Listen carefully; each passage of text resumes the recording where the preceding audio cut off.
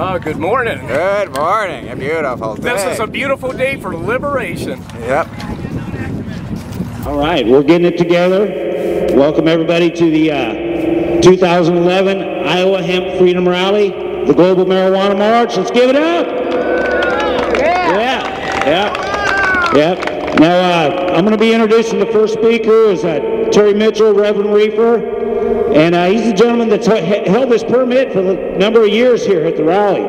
So we wouldn't be having this rally if it wasn't for Terry submitting that paperwork at the first of the year and getting it locked in. So it's all good. So everybody give it up for Reverend Reefer, Terry Mitchel. Come on, Terry. Yeah. I'm just somebody that wants to quit hurting. I got tired of the hurting, and I heard that these other states were legalizing for medical, and I said, hey, what the hell's wrong with this state? So 14 years ago, I started getting that permit and bringing people down here, and it really kind of bums me out a little bit that the crowds haven't grown that much, but I do have a few people talking because I've had 2 cops pull me over, and they know me from the rally up here because the Highway Patrol is, and the Capitol Guard's all the same thing. I've had 2 of them pull me over and tell me not to be smoking while I'm driving because that's not right. Hey. Let me keep my stash and go on down the road because they know it's medical. Somebody's talking to the law. I don't know who it is, but I thank them. God bless you, Terry. Folks, there ain't a whole lot I can't even hardly breathe anymore. But we got a gal here that has literally beaten cancer 7 times with the use of cannabis. And she's working on number 8 now. I bet she makes it. What do you think? I want everybody to make it a mission this year. Not something you need to do, something you got to do. Talk to people about cannabis. Check it out on the net. Look up stuff. See what all you can do with the hemp plant. Not just medical, but the medical we need. The rest of it, we can go on getting raped by the oil companies and the paper companies and everybody else when all that could be done with hemp. Because anything that you can do with petroleum, you can do with hemp seed oil. And then some. Anyhow, Lynn, you want to get up here and talk to these people? Yes!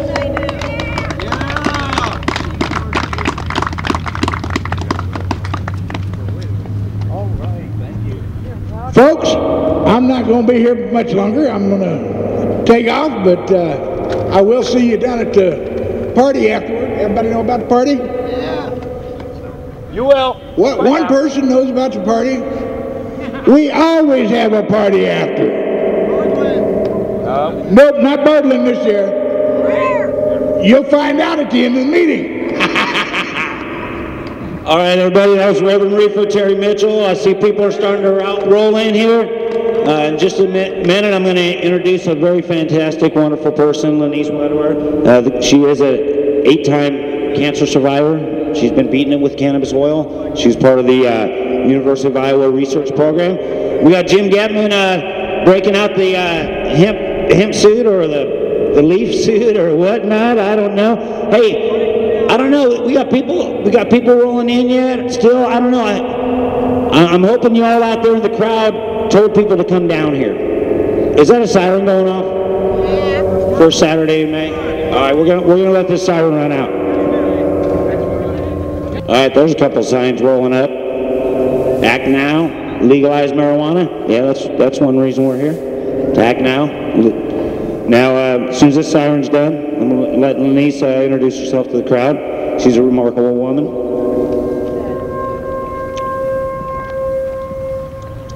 Well, I know we're not having a tornado.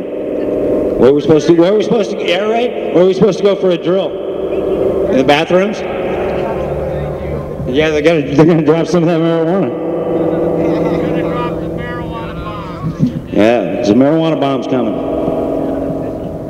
All right. Now, some of you guys may have been to the rally before and may have recognized me or whatnot. I do a show on Saturday on DesMoinesAmplify.com. So you see the guys walk around with these shirts, Green Central Station. We're on live. We're on live.normal.org 4 times a week. It's on Wednesday. They rebroadcast our Saturday show. So check it out. I'm Rev Green, or Ray Lakers, as my biblical name was given to me by my parents. So give a round of applause for Lenise Wedderworth. Hi, I'm kind of short. Hi, everybody. How are you doing today? Glad to see you guys could all make it. First of all, I would like to say my speech is fairly important to me today, and so I hope you don't mind. Normally, I would speak from the heart, but today it was so important to me to get just the right words. Try again. I touched it. Hello? Hello? There we go. So I wanted to make sure that you guys could understand in layman's terms exactly how, As much as we can get. Okay, exactly how cannabis does cure my cancer in layman's terms. Because I think a lot of the doctors don't even get it, believe it or not. Is that better? Can you guys hear me now? I'm so sorry. I'm one of them little girls, okay? But anyway, like I said, it's really important to me that you understand exactly how cannabis does cure my cancer. And as I said, I don't believe the doctors really even totally understand it.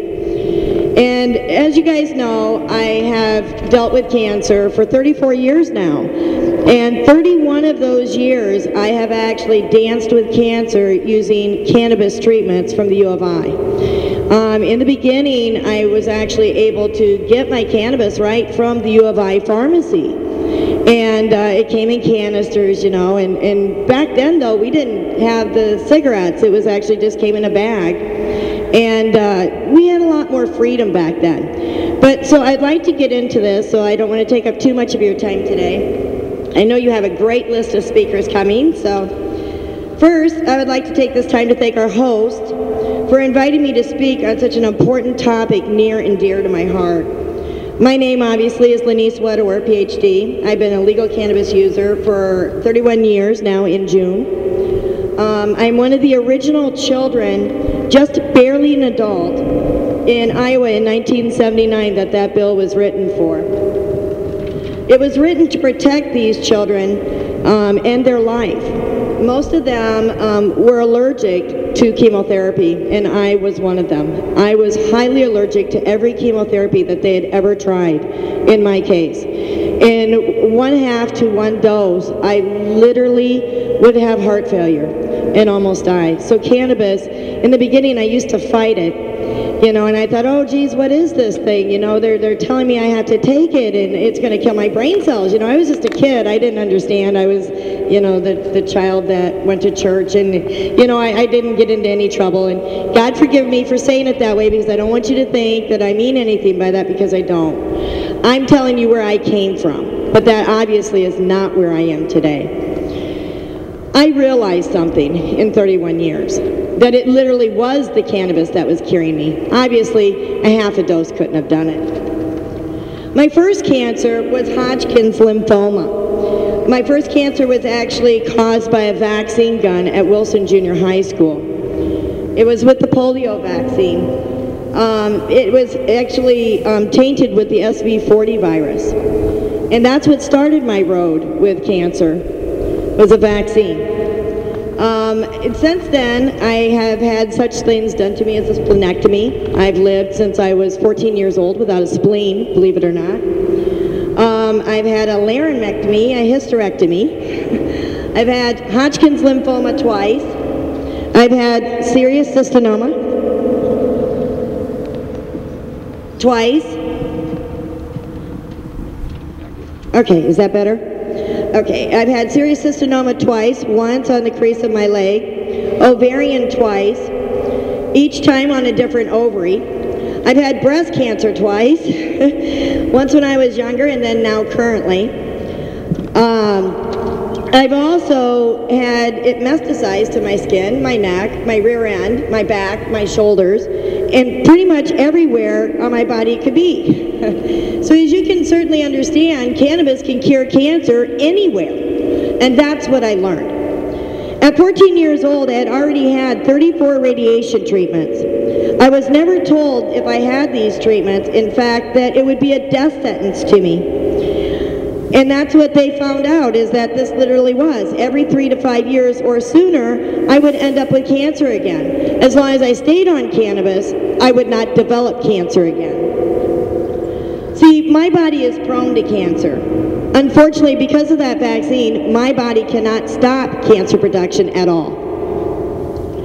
And cannabinoids were found to actually stop cancer production and actually stop cancer growth. And in fact, kill cancer cells. It's an anti-nauseant, it's a neuroprotectant. It stopped my body wasting, it stopped death in its tracks every time. And obviously it was one of the best antioxidants known to man, which you guys already know that. So I cannot have any more radiation treatments for cancer.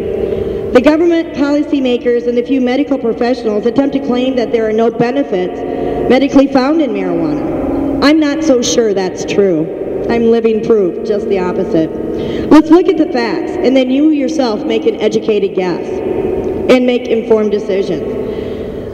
Cancer statistics from 2010 is 1,529,560 people were given a diagnosis just last year of cancer in the United States.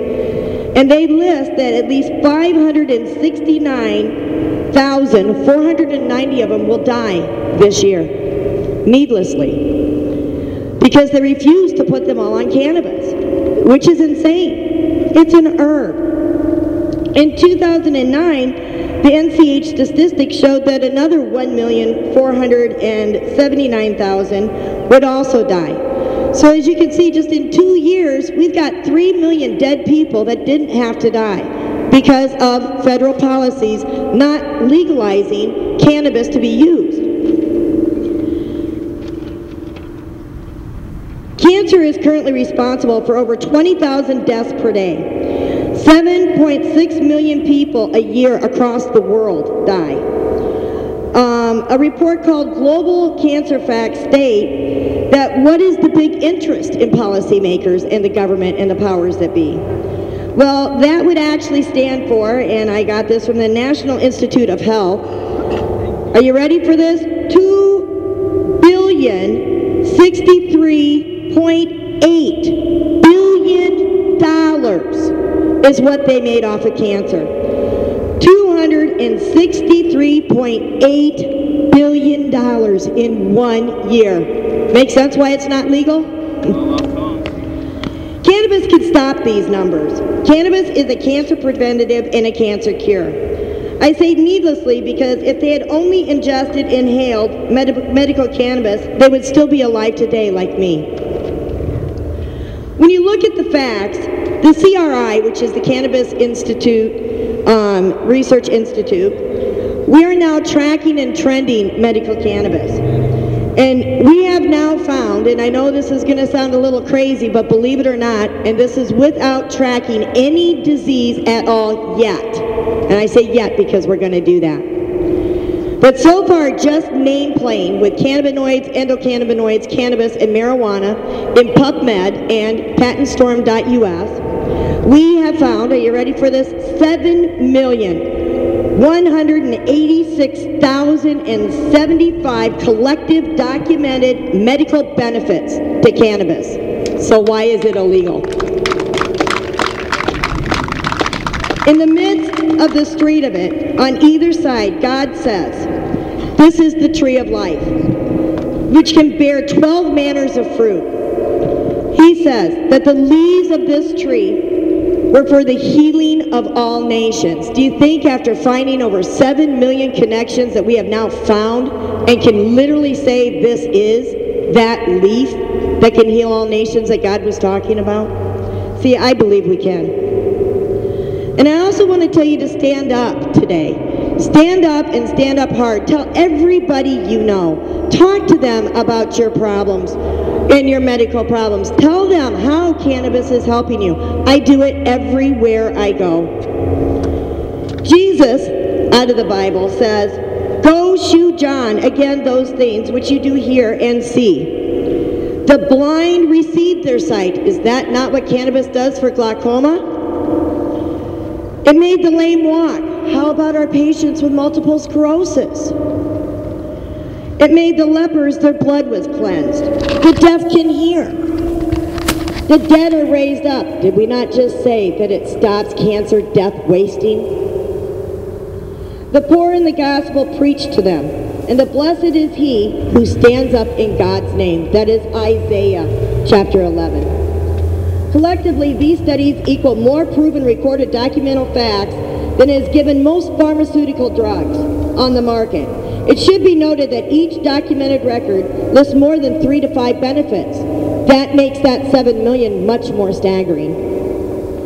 And yet people die every day from adverse vaccine reactions, vaccine injuries, vaccine death, and many commit suicide because of pharmaceutical drugs.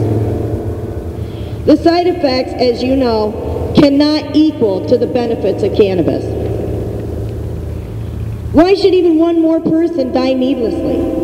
Not one. Because of misconceptions? I don't think so. The question you should ask yourself is clear at this point. I believe cannabis may very well be this herb, and the proof may very well be in each of you, in your walks with cannabis. So let's break down now and look at just how cannabis really does cure me.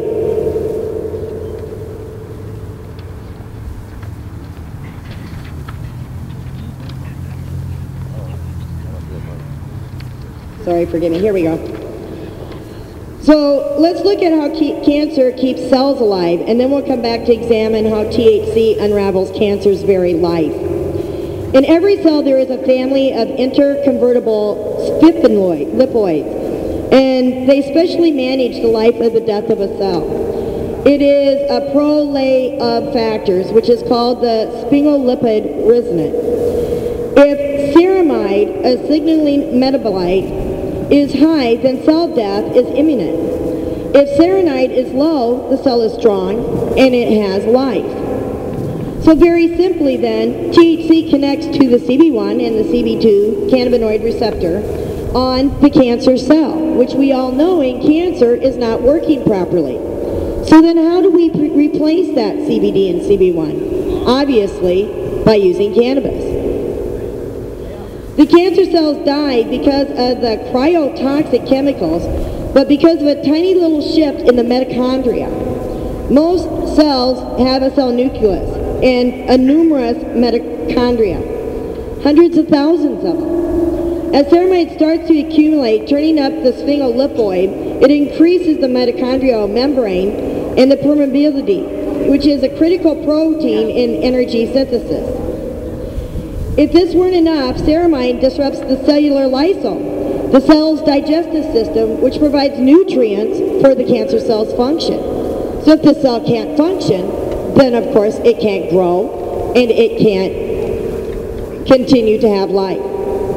The key part of cannabis treatment process, the care plan, is the accumulation of the ceramide in your system. This means therefore taking therapeutic amounts of THC steadily over a period of time, keeping that metabolic pressure on the cancer cell death pathway. This includes inhaling, eating, juicing, and even wearing the oil of cannabis right over the cancer. You may wonder how exactly the pathway came to be.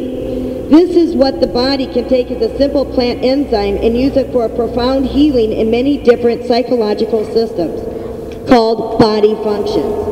The answer is simple, as endocannabinoid systems exist in animals of creation, just waiting for this matched endocannabinoid receptor and activator.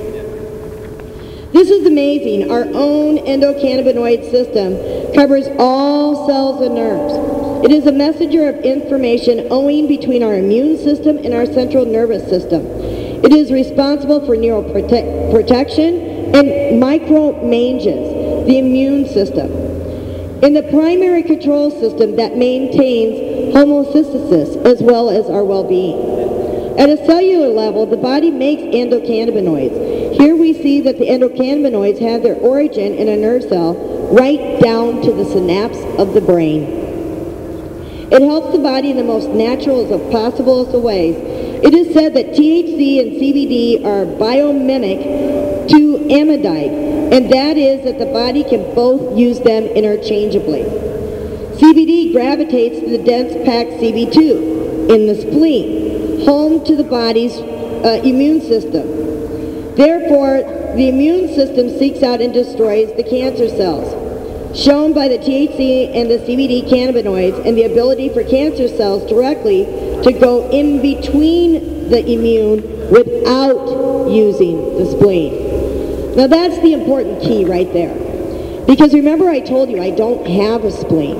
So using their regular means to cure my cancer would never work, would it? Because of the fact I don't have the spleen, the cannabinoids work around my spleen and do the job anyway. So in that, I would like to wrap up by saying that this will be on my website at www.lynnewedewer.com. And please look at this in its entirety, because I promise you that most of these pages are references to all of those wonderful studies that the government keeps telling us we don't have. I would like to close out in saying that I hope every one of you will ask everybody you know, everybody you meet out on the street, to talk to their legislators. I was talking to a 65-year-old lady at Walmart who said that if we got it legalized, that she would be one of the first ones to get on it. She has fibromyalgia, and she didn't even know that we were up here working on it. So the reason why I say this is because if you don't talk to everybody, how will they ever know what you're doing? So speak out, everybody, and speak out to everyone, not just people you think want to hear. Because I have found so many people that I didn't even know wanted to hear. Thank you for listening to me talk. Yes. Thanks for coming. Thank you. All right, thank you, Lenise. I know she has some information that she's willing to hand out to you guys if you want to learn more about her journey with cancer and cannabis. She's a very remarkable woman, and I thank her for coming down and bringing her daughters down here for support. It's like totally awesome. All right, well, now next I'm going to introduce Mike Page. Now, do you guys all remember what happened like back in February when we put that Balder's feet to the fire? Yeah. Huh? When Balder went to California and got a medical marijuana prescription, that was bullshit. You know what I mean? We'll give him the right to say he can go out there and do that when we're trying to get medical marijuana here in Iowa. And when he's saying it's such a joke, and there's people like me and like Lenise, and there's many of us out here in the crowd that have maladies that benefit from cannabis, and we got this lawmaker going out to California making a joke out of their program. You know, we don't need that. And the thing about that is, I want to talk about that in just a minute. That information was handed out, and it was made available to a great number of people before I got my hands on it, before me and Mike got our hands on it in January. And when we got our hands on it, we exposed it. And we brought the Iowa Clemency Project to fruition, basically, and we made a name for ourselves and for Green Central Station. And part of the Iowa Clemency Project is a group of nonviolent adults who've been victims of this war on cannabis and have had their lives sacrificed by that. Now, one gentleman I'm going to bring up here is Mike Page. Yes.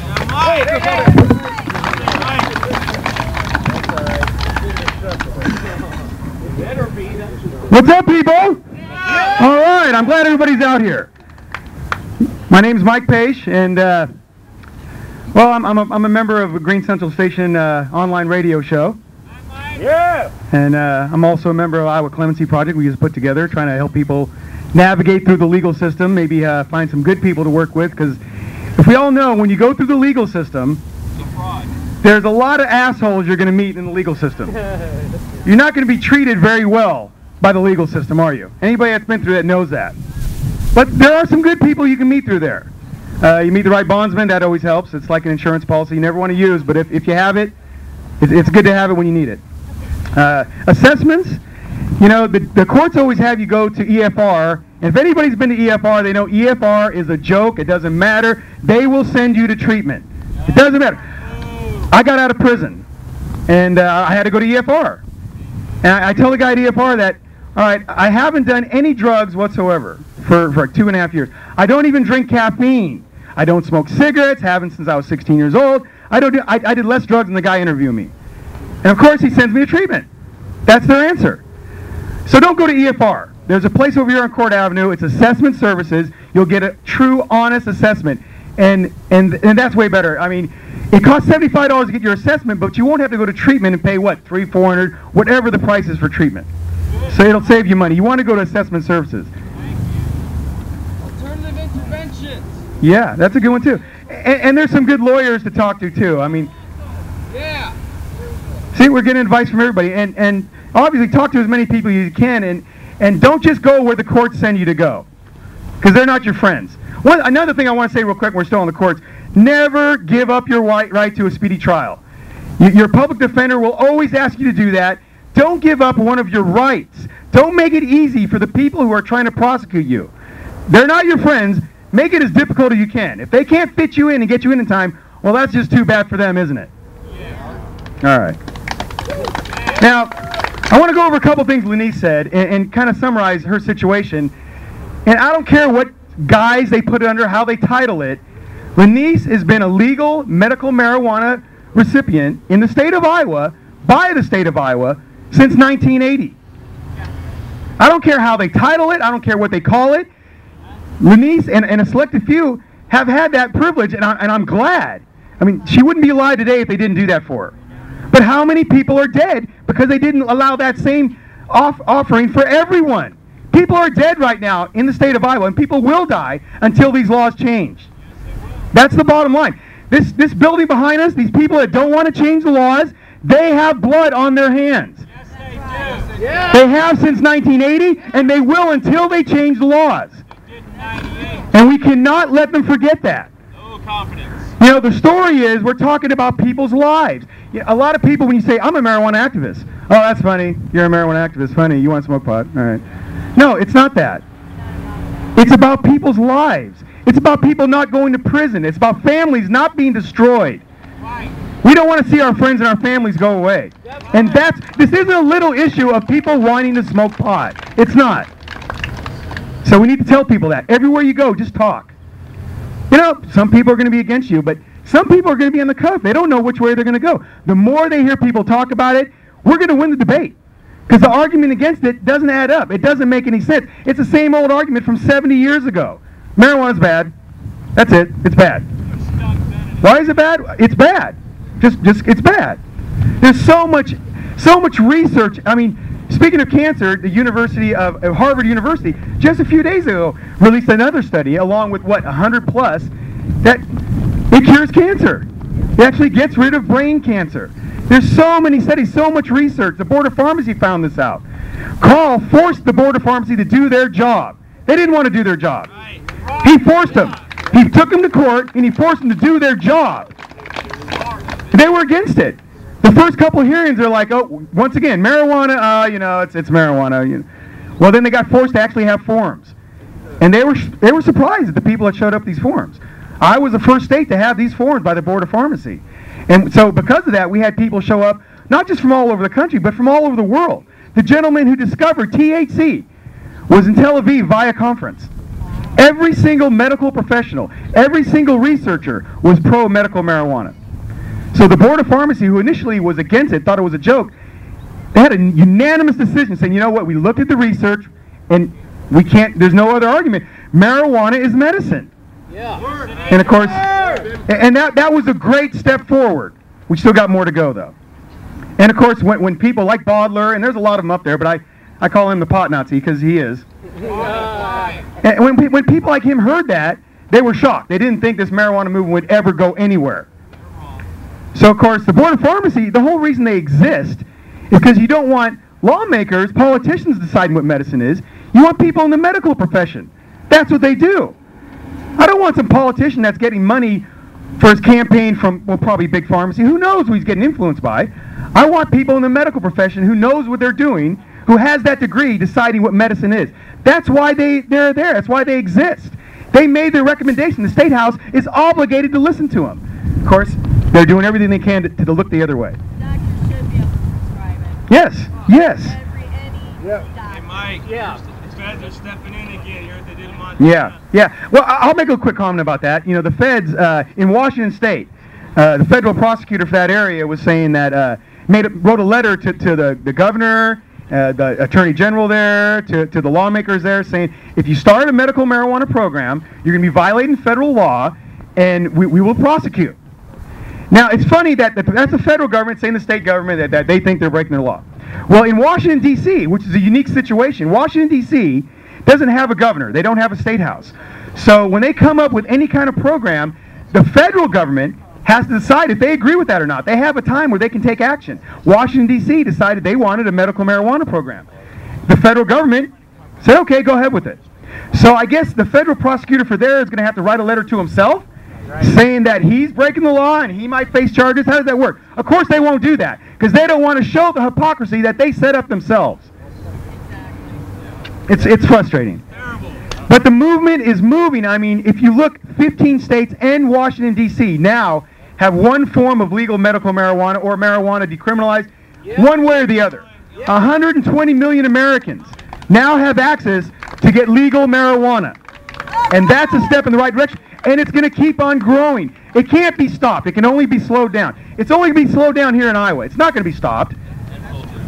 We got the generation of the bottlers. They're leaving. The newer generation, a lot more open-minded generation, they're going to go in our favor. Unfortunately, this last election didn't go good for us. It really didn't. That pushed everything back. And the next election, I have really good hopes for the next election. The 2012 general election, I think we're going to gain in the House and the Senate. We're stuck with Branstad. What we have to do, though, his Office of Drug Control Policy, who's supposed to be his advisor, and of course they always put a prosecutor in charge of the Office of Drug Control Policy because prosecutors know a lot about drugs. No, they know a lot about prosecuting people for drugs. I don't know why you would assign somebody like that in charge of that. Why wouldn't you assign somebody that actually has that training, a medical professional? But that's not the way they look at it. Hey, look, this is a legal problem. These are criminals. They're criminals because you make it illegal. If it wasn't illegal, we wouldn't be criminals, would we? No. It's all about asset forfeiture. Yes. Oh, yeah, I know about asset forfeiture. You know, speaking, I'll comment real quick on that, too. I got raided in 2006. And, you know, I was selling marijuana. I realized what I was doing was illegal. I didn't think it was hurting anybody, but I knew it was illegal. Okay. You weren't hurting anybody. Yeah, I don't think I was. And so I get raided, and of course they take all kinds of things from me, and it's the Mid-Iowa Drug Enforcement Task Force, and these police officers have a unique power among regular police officers. They can go to a judge, they can tell him, all right, there's this gentleman, Mike Page, and we think he's selling marijuana, so we had somebody going with the wire. We're not going to tell you who. We recorded him selling marijuana. We're not going to have you listen to the recording, and we want a search warrant. So this judge just goes on their word. They don't have to show no evidence along with their word. And they can kick anybody's door in, and they do. And if they kick somebody's door in and they don't find anything, oh, well, it just happens. We just violate this guy's rights. We threatened his family. We pointed guns at his children. But, you know, these things will happen. Yeah. And they took merchandise. They took things from my house that wasn't on the list of the things they took. They have a habit of doing that. The task force used to be set up in Des Moines. And they had to disband that task force. Why? Because they were stealing things from people and not recording it. They were taking marijuana. They were doing a lot of things. And now the new task force is, of course, under the same investigations. They abuse their power because they give them so much power. And they don't want to give up that power. I mean, one of the big lobbyists against any kind of marijuana reform is the police association. They don't want to give up power. They don't want to see any money go away from their budget. Same thing goes with drug counselors. They don't want to see any money go away from their budget. It's not about right or wrong. This is about money. So some people go to prison, some people die. But I got a job. I guess that's what it comes down to, right? Big Pharma. There's billions of dollars trickling in from every avenue. Big Pharma. I mean, they don't want people to be able to grow their own medicine, do they? They don't want that. They would rather have you prescribe whatever pill they got for you. That is, of course, overpriced. And you'll have to take that for the rest of your life. If you die, well, you know, at least we made money off you before you died. That's the important thing. Isn't it funny the doctors encouraged us by kids to literally do that? Oh, yeah. yeah, the way the medical profession works, and I don't want to knock on them because they've been good towards at least speaking up for marijuana reform, but so many things need to change in the medical profession when it comes to big pharma and the influence big pharma has, and even the well, yeah, they do, and a lot of people for all the drug agencies, a lot of times when they retire, they become workers for big pharma, which is kind of interesting, isn't it? That's how they set up policies. I'll set up policy now, and my payback is when I retire. Well, I'll go be a lobbyist for big pharma, which means I really don't have to lobby. I'll just get a check for the rest of my life, and that's how it works. Yeah, but you know, I don't want to knock it too much because we are advancing. This is a movement that's going forward, and it can't be stopped. It can only be slowed down. The most important thing is everybody here just talk. It can't be stopped, man. It can't be stopped. Probably the two biggest things we want to accomplish today is for everybody here just to speak with people. Speak with whoever your representative is. If you want to go up here and sign up to be a lobbyist, it is easy. You just go up. They have a room on either side. If you go up on the main rotunda floor, if you go up there, they have a room. You can sign up to be a lobbyist, and then you can talk to any lawmaker you want, as often as you want. And if not, just talk to whoever represents you. The more people hear this, the better. Is there a fee for lobbying? No. You can register, and once you register, you're in the system, and it gives you updates. It asks you how you stand on bills. It's great. Another thing, we're in a unique situation here in Iowa, all the way till the Iowa caucus. We're in the national spotlight. From now till the Iowa caucus, we're going to have these candidates coming all over the state. I don't care where you live at in the state. You're going to have candidates come by your area. And you have an opportunity. Just get there. If you can go to any one of their announcements, any one of their meetings, and just ask them a question, any marijuana question. The more questions they hear, there's going to be reporters there. You set the tone for national and for state, because they're here in the state of Iowa, and you bring up the issue. So that makes it a state issue and a federal issue. We're in the spotlight till the Iowa caucuses are held, so we need to use the most of it. The more questions we get out of these people, the better. We're not here to say we want the laws changed. We're saying we demand that the laws are changed. Yeah. That's what we're saying. Yeah. We're not asking. We're demanding. Don't vote for them unless they do. We vote just like anybody else. That's right. Our vote matters just as much as anyone else. And the Iowa poll just came out last summer. Most of the people in this state want marijuana reform. Yes. Yes. One form or another. We have the people on our side. On a national level, Gary Johnson, he said this, and everything I see, I agree with him. On a national level, 2% per year turn our way. The population is, we already have a majority of the population. What's going to happen when 80 to 85% of the population say, we need to stop this. We need to stop putting people in prison. We need to stop having people dying. Well, it's inevitable. It's going to happen. The question is, how many more people are going to die till it happens here in Iowa? How many more people are going to go to prison till it happens here in Iowa? This is a big issue. This is about lives. It's about families being destroyed. One is too many. One is too many. I can't say it enough. These people have blood on their hands. Yes, they do. And we can't let them forget that. Thank you very much. All right, let's give it up for Mike Pace. That was awesome. That was totally awesome. Yeah, I'm just going to say a few more words. I'm going to bring Carl Olsen up here if he wants to say a few words to the crowd. He's the elder statesman of activism here in Iowa for cannabis law reform. But something I want to talk about, and something that affects probably everybody out here in this crowd. And what are those signs that I had for the rally that were for the march? What happened to all those? They're over by the table. Some of them, they're all over. There is, because there's one over there in particular that's got a picture of Paul Gray on the back. If you all don't know who Paul Gray is, huh? Number 2 from Slipknot, rest in peace. Okay, he died from prescription drug overdose. Okay, and I have family members that I can't get them to stop getting off that. Okay, I say no to FDA dope. I say yes to cannabis. All right. Here's Carl Olsen. Thank you, Ray. Well, I filed a petition with the Iowa Board of Pharmacy in 2008, and I planned this out in 2006 when I first heard about this case called Gonzalez versus Oregon, about Oregon's assisted suicide law. And the ruling in that case was the federal government doesn't have the right to tell the state what is and is not accepted medical practice. So I thought, well, what's the deal with medical marijuana? I mean, we had 12 states back then.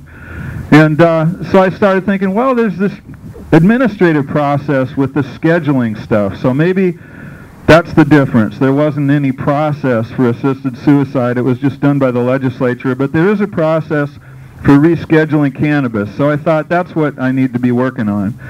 So I went around to some different states and tried to get the states that had already legalized it for medical use to file with the DEA for reclassification, and I couldn't get anybody to listen to me. And finally I just said, okay, I'm going to do this here in Iowa. You know, I mean, we haven't even got a medical marijuana law, and these other states do, and I couldn't get them to do it, so I said, I'm going to do it here in Iowa where we don't even have anything. So I filed with the Board of Pharmacy, and they said, go away. You haven't shown any scientific evidence. I went and said, marijuana has accepted medical use in the United States. Here's 12 state statutes that say it does. That's accepted medical use in the United States. Reclassify it. You've got it misclassified. And they said, nope.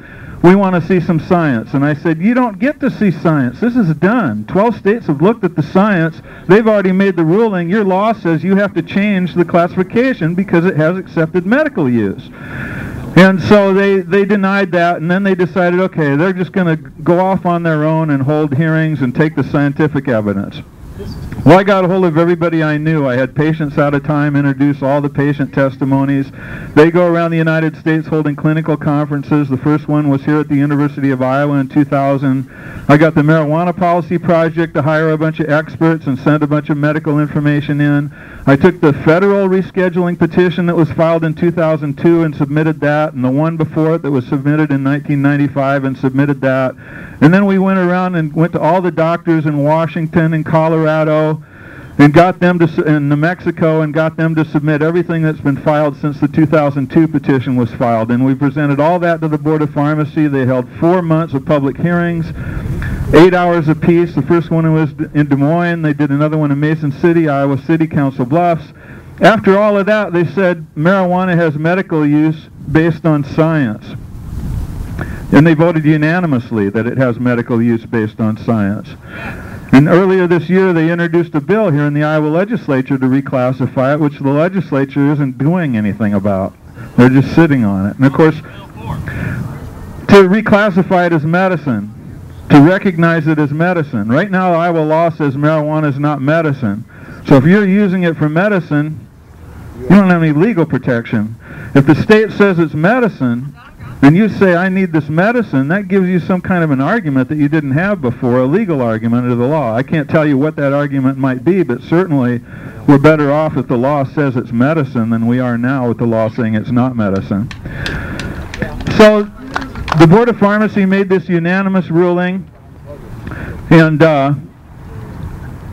so now this is the first state that has gone through the administrative process for reclassification, and they reached a unanimous decision that marijuana is medicine. It wasn't just like a majority, it was a unanimous ruling.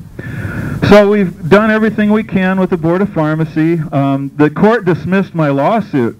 They said, you can't sue the Board of Pharmacy because they've agreed with you marijuana is medicine, so your argument that 12 states have accepted it just doesn't matter anymore because now they've found that it has medical use based on science. So the Supreme Court dismissed my appeal, and that argument was never ruled on.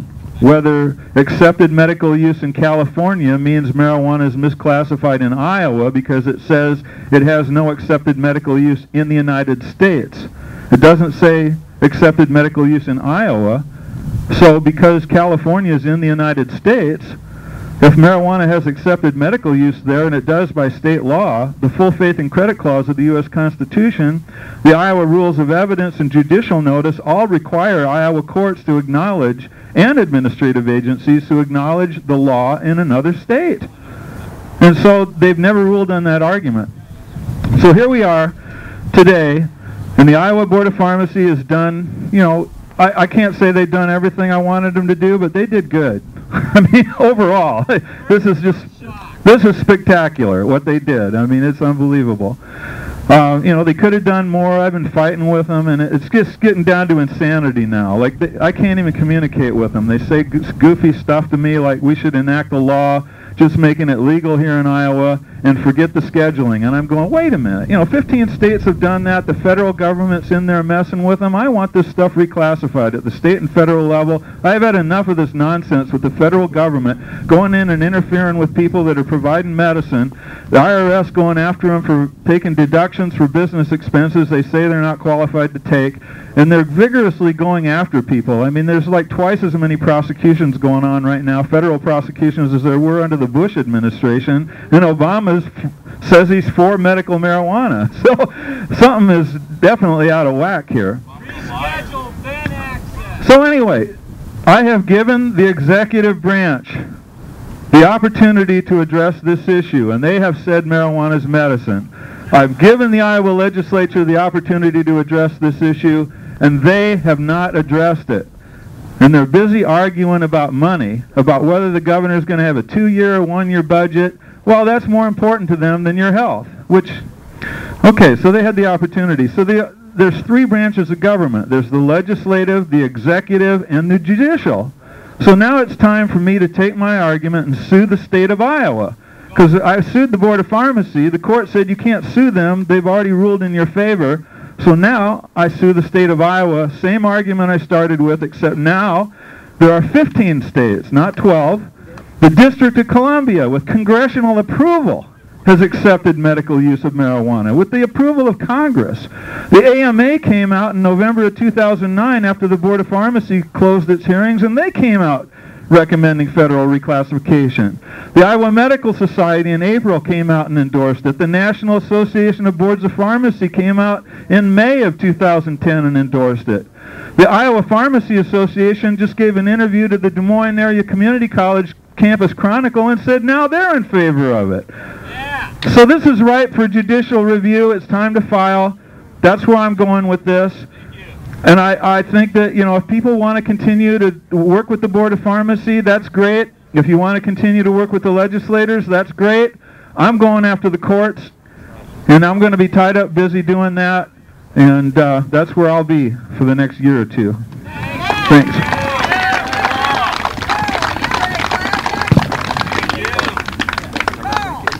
All right, everybody thank Carlos for coming out. We really appreciate it. Took some awesome pictures of us down there on the march. The first ever march, man. I want to give it up to everybody that participated in that march. Yeah. That was awesome. That was awesome. Mike had the bullhorn in effect. Hey, I got a gentleman I want to introduce you to. His name's Bobby McGee, like me and Bobby McGee. But this gentleman's from Scranton, Iowa, and he put a message on Facebook, and he said that, you know, he's like, how many times, Bobby? 8 times leukemia? I've been on chemo 3 times now. He's had chemo treatment 3 times, and he says I have no doubt that he's telling the truth. Come on down here, Bobby. Give it up for Bobby McGee, Scranton, Iowa. Made a drive to us. He's the first time to the rally. Thank you, Bobby. He's been in the hospital for a while. Welcome, Bobby. Hey, Bobby. Well, hello now. Hey, now. All right. You're looking at another walking dead man.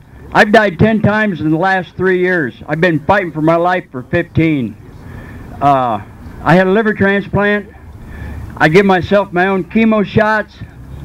As you can see. But anyway, the chemo has affected my bone marrow to where my body does not produce blood. I have to go to the hospital every week, 10 days, to get 4 or 5 pints of blood put in me. And I went, in 3 months' time, I went from 250 pounds down to 170 on chemo. So my doctors wanted me under the table because we don't have a law yet, but they wanted me to smoke pot to keep my weight up. So I've been toking away like crazy, and I'm back up to 220 pounds again. Yeah! And I'm waiting on the next chemo to come out because I'm going to be on it too. Chemo's crap. I'm going in the 11th for another biopsy.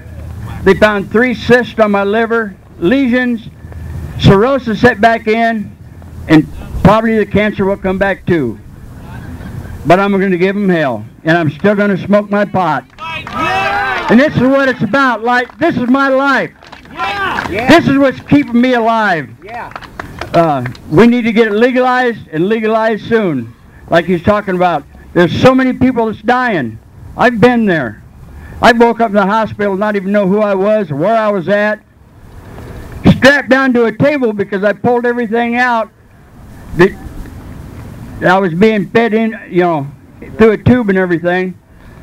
But I'm just waiting now to find out about this new chemo or new liver transplant. But I'm definitely going to fight hard for it. I got nothing to lose. I'm already the walking dead man. So everybody get together, get everybody you can. Call them legislatures. We need to get it rolling. Thank everybody for listening to me. Thank you. All right, thank you, Bobby. That was powerful. Thank you. We really appreciate you making the drive down, and we know how important cannabis is to your day-to-day life. And, you know, it's just, I hope you're here next year. I really pray that you're going to be here next year, Bobby. Yeah, and all of us, that we're all still walking alive. Now, I want to bring Jim Getman up to the mic if he wants to say a few words. Jim Getman is the former director of Iowa NORML. Yeah, give it up for Jim Getman. He's been pulling it down for years, ever since I came on the scene. And here, give it up for Jim Getman. Hey, what a beautiful day. Everybody out here having a good time, yeah. Yeah, the Iowa NORML, we're moving on to a new generation. We got an exciting group here with Steve and Ray and Mike and everybody else, and you know, they're gonna do it. Man, in the next 2 years, we're gonna see some changes here in Iowa, and this new generation is gonna do it. But they're gonna need your help, and how you help is there's lots of things you can do. I got a list over here on the back side of this sign-up sheet. It says, so you want to help end marijuana prohibition. You can get involved in the political process, attend public meetings, become delegates to the state conventions, get out and meet the presidential candidates. They're going to be swamping Iowa here in the upcoming months. Get marijuana in front of them and the press as often as possible. You know, especially these patients. So they can get up there and say, you know, you want to put me in jail and this stuff helps me, you know, this is really ignorant. Let's change these laws. Other things you can do is copy and distribute literature, write letters to the editor of your local newspaper, call radio talk shows, support bands that have a pro-marijuana message, and you tell them that you support marijuana reform, and that's why I'm here listening to you. Sign up for a marijuana email list. National NORML has, if you sign up on their website, you can get the weekly news announcements about what's happening in all the different states and action alerts. If there's something going on up here on the Hill, they'll let you know to call your lawmakers. You can join us with Iowa NORML. Watch Ray's show on Saturday nights at 6 and Carl's show on Sunday nights at 6 on Des Moines Amplified. And just get out there and let's raise some hell, you know, get involved in your community. There's one thing, Carl mentioned something about there was 3 branches of government. Well, there's actually a 4th branch of government that most people don't know about, and that is serving on the jury. You know, after the legislature makes the laws and the governor signs them and enforces them and the courts adjudicate them, if you get on the jury and if you think that it's a bad law, you can vote not to convict. You vote your conscience. That is the most important thing you can do is to serve on a jury and become that 4th branch of government. There's a little tabloid magazine on the table. It's got on the back side. It talks about the fully informed jury group. I encourage everybody to pick one of these up. Another thing, this magazine, what I've been doing, one of the symptoms of a failing government is just marijuana prohibition. This stuff should have ended 30 years ago, and it's just going on and on and on. It's because the government is not treating us as citizens. We're just property of this major corporation, and we need to stand up and take our country back. You know, there's lots of things you can do, but educate yourself on the liberty issues. That's why I'm kind of passing on NORML, because I've been moving into the liberty front. We got, you know, some of the things we've done, you know, I kind of got involved with the Ron Paul campaign, and we spun off a group down there in Downport called superliberty.com, and we ran candidates, independent candidates for our county offices. We're going to board meetings. We're raising hell as to why the county is constantly raising our taxes, and if we can't do anything in Washington, you can do it in your own community. You show up, you ask tough questions, you raise hell. You know, a lot of these board meetings, nobody from the public ever shows up, and they don't ever question anything, so all they do is just rubber stamp it. Raise your taxes, rubber stamp. Take your rights away, rubber stamp. Seize your property, rubber stamp. You got to show up at these meetings and demand your rights. If you don't use your rights, they go away. So, you know, get yourself informed, get on juries if you can, write letters to the newspaper. There's some quotes about government that I always kind of like. One of them is, we are cows, the IRS milks the cows, the United States government is the veterinarian, the British own the farm, and the Pope owns the property and allodial title. This is the way it works. People, the courts are a corporation and they're only here to make money. Your driver's license and all the tickets, it's just a way for them to make money. And the way you stop them from taking your money is to stay out of trouble in the first place if you can. Behave yourselves, you know. Lay low, chill. Don't be driving around blowing a doobie out your window and then say, well, how come I got busted, you know? Just lay low and stay out of trouble and don't give them your money by, you know, don't consent to partake in their system. So, you know, there's lots of things you can do. You know, say educate yourself. Google the 14th Amendment, and you'll find that the United States died with the Civil War. In 1871, the U.S. federal corporation took over. It's no longer the government that you think it used to be. Barack Obama is not our president. He's the CEO of a corporation, and that corporation is a for-profit corporation making money, sending it to the Bank of England, the Rothschilds, and all these New World Order bastards that we have to fight. As Alex Jones, if you listen to Infowars.com, that's a good source of information. We are the resistance, and we will defeat the New World Order if we all stand together and say, hell no. Okay, and enough of that. I want to welcome on our new president of Iowa NORML. We got Steve over here, and we got Steve Morrow, and as he used to always say, we got to pass on the torch. So here's a NORML, great big NORML lighter. So we're going to pass it on to Steve. Yep. Good luck to you. I know you guys are going to bring about some changes here in the next 2 years. Something's going to happen, you know. And in addition to that, we got this nice banner that says Iowa NORML. That was made by Dennis Patterson. It's been around, I don't know, 15 years or so. That was back when they had the Iowa Grassroots Party. And if you got Google, I don't know if there's anything on the net about Iowa Grassroots Party, but those guys used to have the hemp float and parades, and they did their share of rabble-rousing back in the day. So welcome, Steve, and thank everybody for coming out, and we'll just have a beautiful day.